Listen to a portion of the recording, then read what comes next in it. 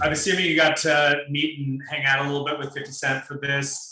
Talk about what he told you about the role and what pointers, advice he gave you, and what you took away from your experience of meeting him. 50 actually hasn't told me anything about the role. I think he's kind of leaving those discoveries to me.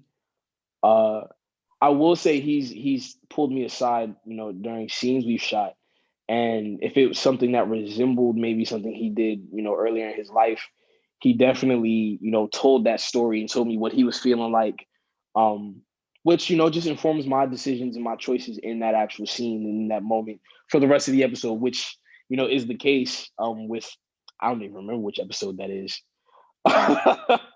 But yeah, that's what the process of like, what being around 50 is like. Any time other than that is just, jokes and laughs. And one time he pulled up and we just drove around the city and he told me what he was thinking, what his master plan was for the next year. And he told me how excited he was for the show and stuff like that.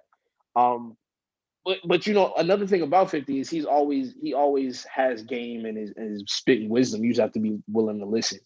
So there's never been anything, like specific about the role or anything that he's given me. But yeah, and in terms of regular just everyday life stuff and what he's on, definitely.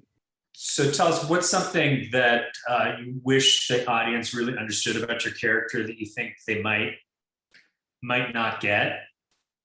Well, one, I think for fans of Power, coming into this, they have a preconceived, not a preconceived notion, but they have an idea of who Kanan already is. But that is after years of trauma and experience, and that's what is the opposite end of the spectrum on raising Kanan. We're essentially stepping in with a brand new character. Um, and that's why it was also so important for me to keep subtle nods of the original Kanan, because with the 15-year-old version, you're going to see a way more vulnerable, a way more emotional, a way more